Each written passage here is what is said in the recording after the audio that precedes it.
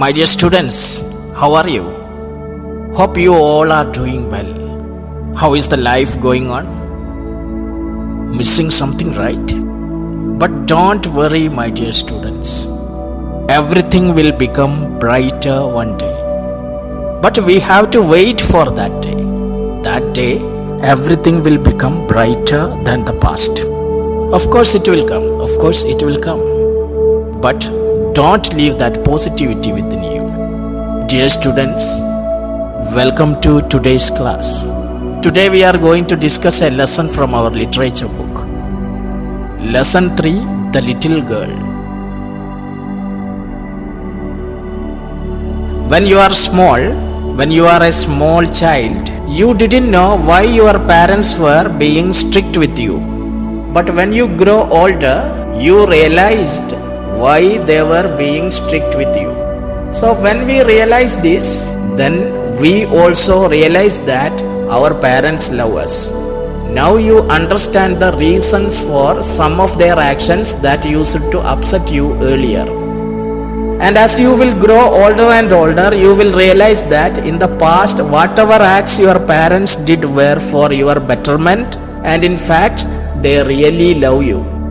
This story about a little girl whose feelings for her father change from fear to understanding will probably find an echo in every home. Here in the story, The Little Girl, the writer narrates the relationship between children and their parents. This short story is written by Katherine Mansfield. Katherine Mansfield was New Zealand's most famous author. She was born on 14th October 1888 and died on 9th January 1923. She was a short story writer and a poet. Her notable works are Miss Brill, The Garden Party and Other Stories, In a German Pension, Bliss and Other Stories, The Dove's Nest and Other Stories. Dear students, let's go through the lesson. To the little girl, he was a figure to be feared and avoided. Every morning before going to work, he came into her room and gave her a casual kiss, to which she responded with "Goodbye, father." Little girl means Kezia, the important character in the story, and he means her father. So the opening line of the story shows the fear that Kezia has for her father. She feared her father. To Kezia, her father was a figure to be feared and avoided. She feared her father and she avoided her father. Every morning before going to work, he came into her room and gave her a casual kiss, to which she responded with "Goodbye, father."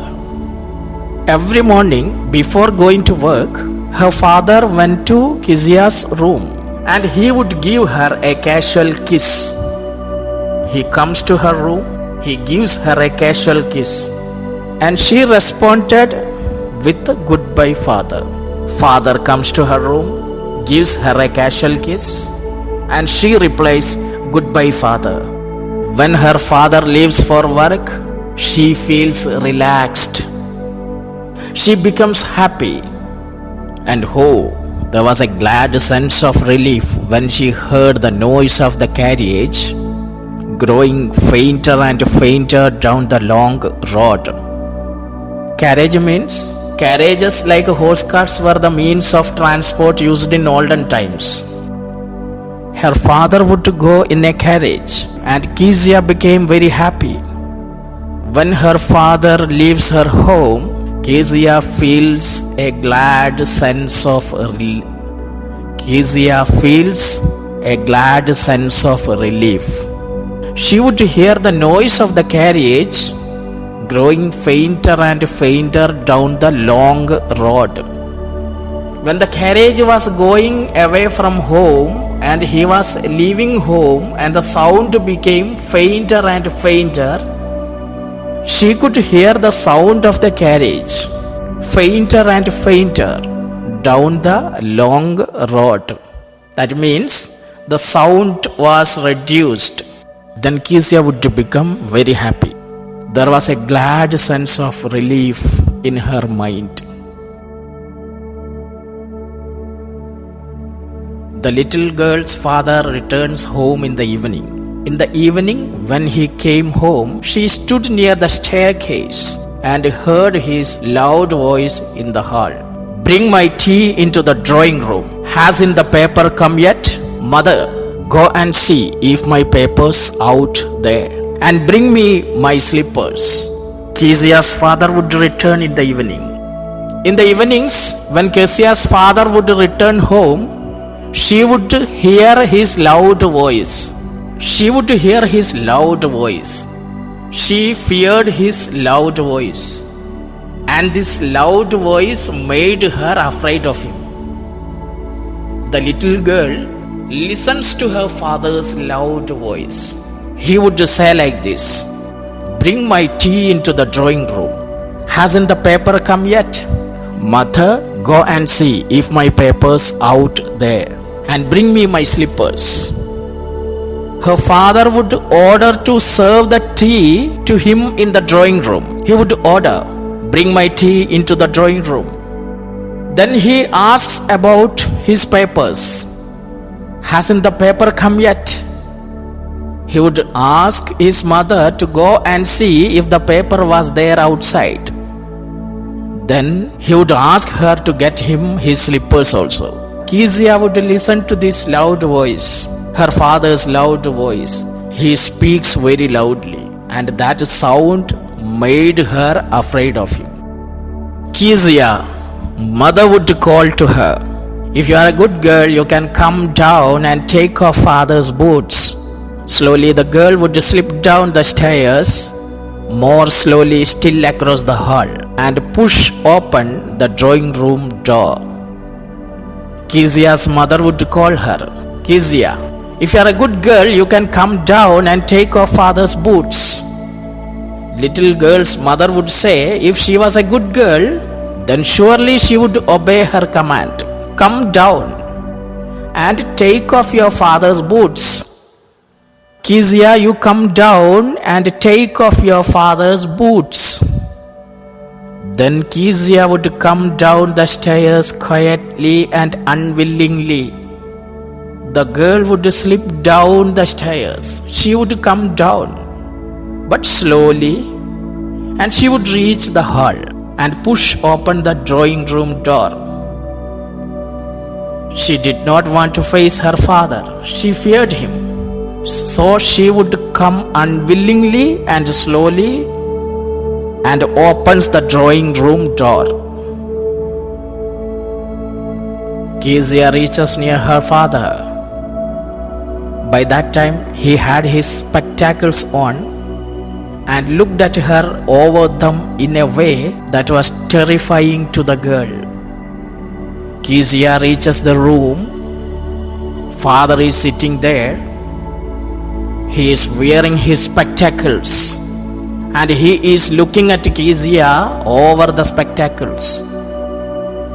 He is wearing his spectacles and he looks at Kezia over the spectacles. And the way he looks at her makes her terrified. When the father looks at her, the girl gets terrified. "Well, Kezia, hurry up and pull off these boots and take them outside. Have you been a good girl today?"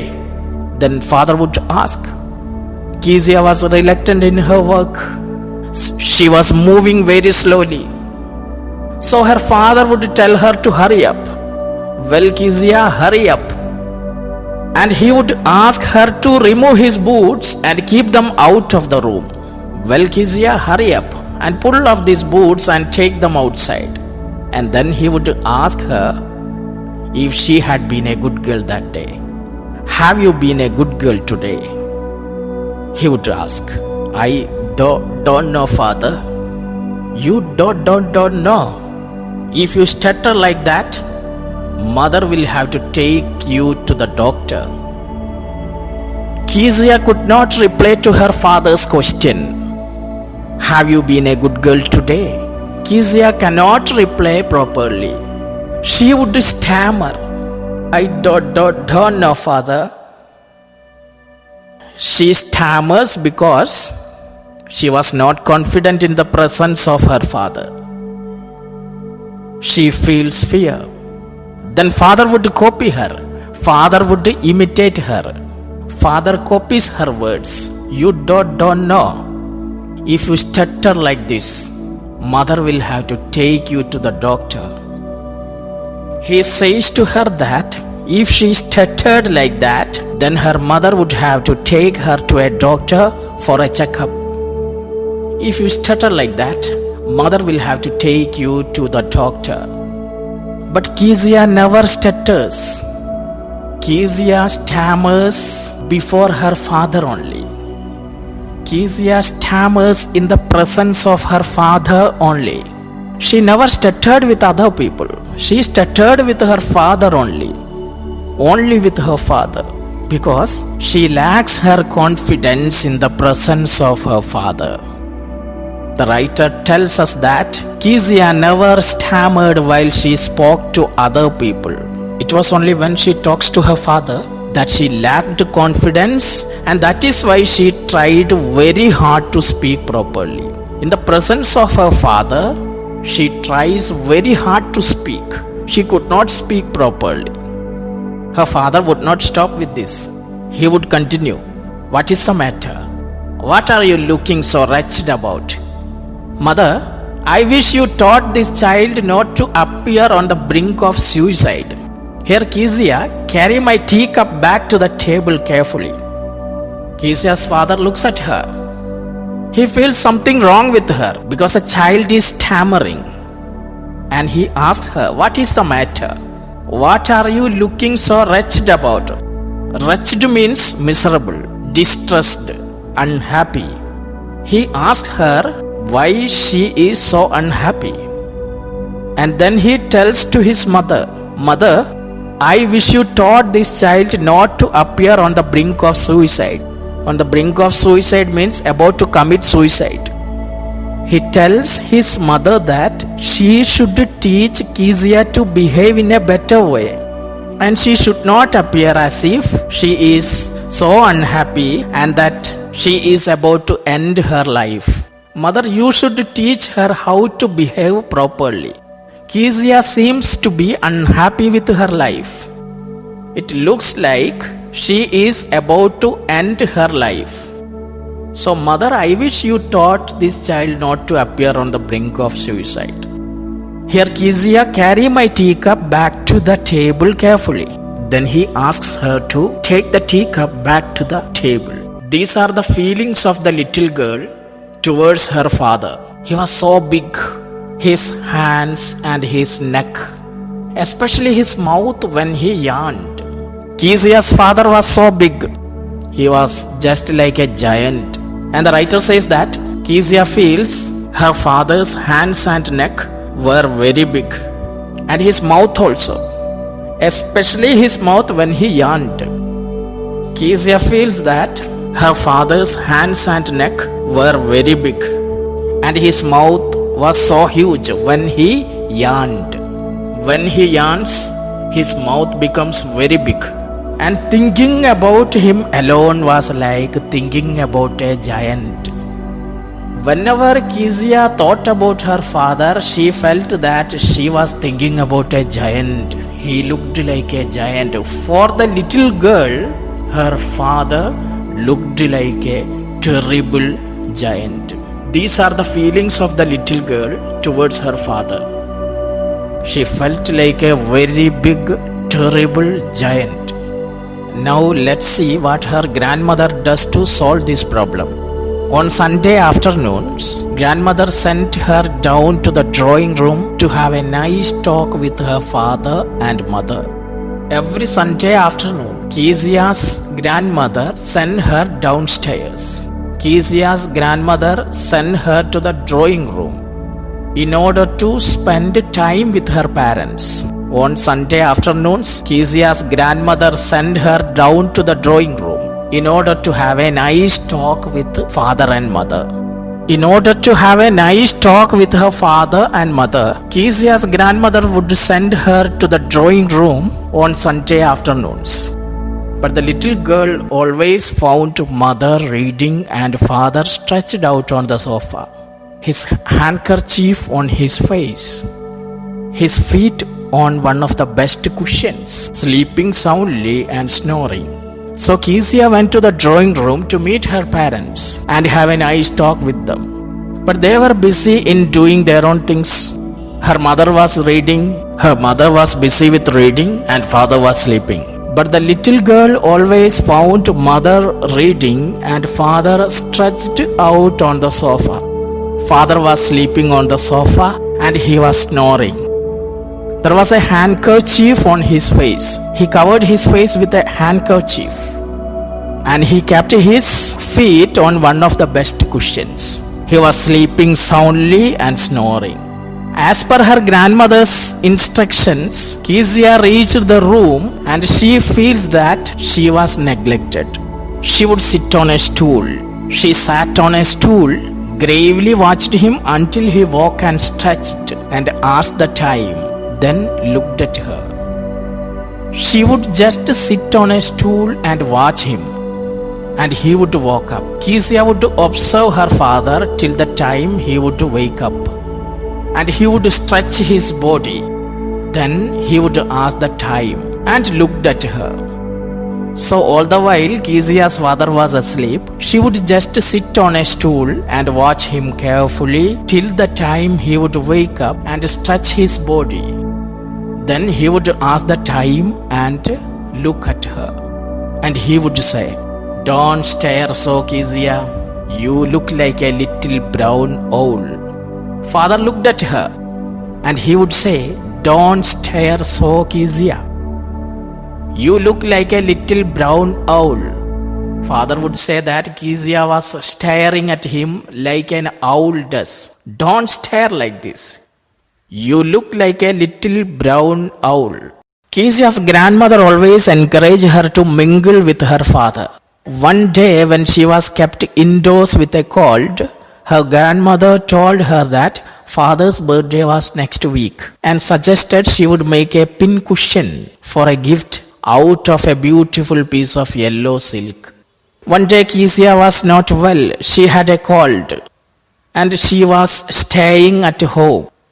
So her grandmother suggested that she would make a pin cushion as a gift for her father's birthday. Her grandmother told her that father's birthday was next week. She told Kezia to make a pin cushion for him, and she also gave her a yellow colored fabric of silk. With great effort, Kezia stitched the three sides of the pin cushion. She worked hard, laboriously. Laboriously means with great effort. With a double cotton, the little girl stitched three sides. The little girl stitched the three sides of the pincushion. She put a lot of effort to make the birthday gift. She used double cotton, means thread, and she stitched three sides of the cushion. But what was to fill it with? She had prepared the bag shape of the cushion. Now she had to fill something inside and stitch the fourth side. She had to fill something inside and had to stitch the fourth side also. But what to fill it with? That was the question. Nothing was there to fill it. And the grandmother was out in the garden. Grandmother was also not there. She was in the garden. And she wandered into mother's bedroom to look for scraps. Kezia was confused. She was confused that what should she use to fill the cushion with. And her grandmother was out in the garden. She was just looking for something. She reached her mother's bedroom. She was looking for bits of paper or cloth to fill the cushion. She was searching for it. She was searching for something to fill the cushion. And she discovered something. On the bed table, she discovered a great many sheets of fine paper, gathered them up, tore them into tiny pieces, and stuffed her case, then sewed up the fourth side. What she did, on the bed table, she found many sheets of fine paper. She collected all the sheets. She collected all the paper. She collected them up. Then she tore the paper into tiny pieces. She tore that paper. She tore that sheets of paper. She tore it and filled her cushion. Then she stitched the fourth side. She stitched the fourth side of the cushion, and she had prepared a birthday gift for her father. That night something happened in the house. That night there was a hue and cry in the house. Hue and cry means angry protest. That night there was an angry protest in the house. What happened? Father's great speech for the port authority had been lodged. Rooms were searched. Servants were questioned. Finally, mother came to Kezia's room. There was a lot of shouting in the house because Kezia's father had prepared a speech for the port authority. Father had prepared a speech for a particular meeting, and it was lost. They searched the rooms. They questioned the servants. Finally, mother came to Kezia's room. Rooms were searched. Servants were questioned. Finally, mother came into Kezia's room. Kezia, I suppose you didn't see some papers on a table in our room? Kezia's mother asked. I think you didn't see some papers on a table in our room. I think you didn't see some papers on a table in our room. Oh yes, she said. She told her mother that she found some pieces of paper. And she added, I tore them up for my surprise. She said that she had torn them and prepared her surprise gift. What? Screamed mother. Mother shouted. Mother screamed. Come straight down to the dining room this instant. Kezia's mother is so furious. Kezia's mother ordered her to come down into the dining room at the very moment. Mother came to know that Kezia had torn the speech that her father was looking for. So she told her to come down. Kezia got frightened because an important document has been lost. She had torn it into pieces. Now she will be scolded. And she was dragged down to where father was pacing to and fro, hands behind his back. She was dragged down, and her father was moving to and fro. Her father was walking to and fro, back and forth, holding his hand behind his back. She was dragged down to her father. She was dragged down to where father was pacing to and fro, hands behind his back. Well, he said sharply. Mother explained everything. He stopped and stared at the child. Did you do that? No, no, no, she whispered. Kezia's mother explained everything. Father stopped walking. He got angry. He stared at the child and he asked, Did you do that? Then the child stammered again. No, no, no, she whispered. Father asked her, Did you tear the papers? She stammered and replied, No, no, no. Father got angry. He lost his important documents. So he said to his mother to bring that pincushion, birthday gift. Mother, go up to her room and fetch down that damned thing. See that the child is put to bed this instant. He is very angry. He ordered his mother to go and bring that cushion downstairs, and he ordered to put Kezia to bed at the very moment. Mother, go up to her room and fetch down the pin cushion. See that the child is put to bed this instant. Crying too much to explain, she lay in the shadowed room watching the evening light make a sad little pattern on the floor. Kezia wanted to justify her action. She did not mean to harm her father. But Kezia could not explain these things. She lay in the shadowed room watching the evening light making a sad little pattern on the floor. Kezia was very sad. She was very happy when she prepared a surprise gift for her father. But now she is very sad. She was watching the evening light, and the evening light was making a sad little pattern on the floor. Light is making a pattern on the floor, and Kezia feels that the evening light is making a sad little pattern on the floor. Then father came into the room with a ruler in his hands. "I am going to beat you for this," he said. "Oh, no, no," she screamed, hiding under the bedclothes. He pulled them aside. Kezia's father came into the room with a ruler in his hands. "He is going to beat the child. I am going to beat you for this," he said. Now he is going to punish Kezia. Kezia got frightened. "Oh, no, no," she screamed, and she hid under the bedclothes. She tried to hide under the bedclothes, but he pulled the bed sheets aside. Kezia's father told her that he would beat her with the ruler. Kezia was so scared, she tried to hide under the bedclothes, and he pulled them aside. He removed the bed sheets. "Sit up," he ordered, "and hold out your hands. You must be taught once and for all not to touch what does not belong to you. But it was for your birthday." Down came the ruler on her little pink palms. Kezia's father is going to punish her. "Sit up," he ordered, and he ordered her to hold her hands. She should not touch the things that does not belong to her. He wanted to teach her this lesson. Kezia tried to explain, "But it was for your birthday." She said that she had been preparing a birthday gift for her father. She just tore the pages to fill the cushion.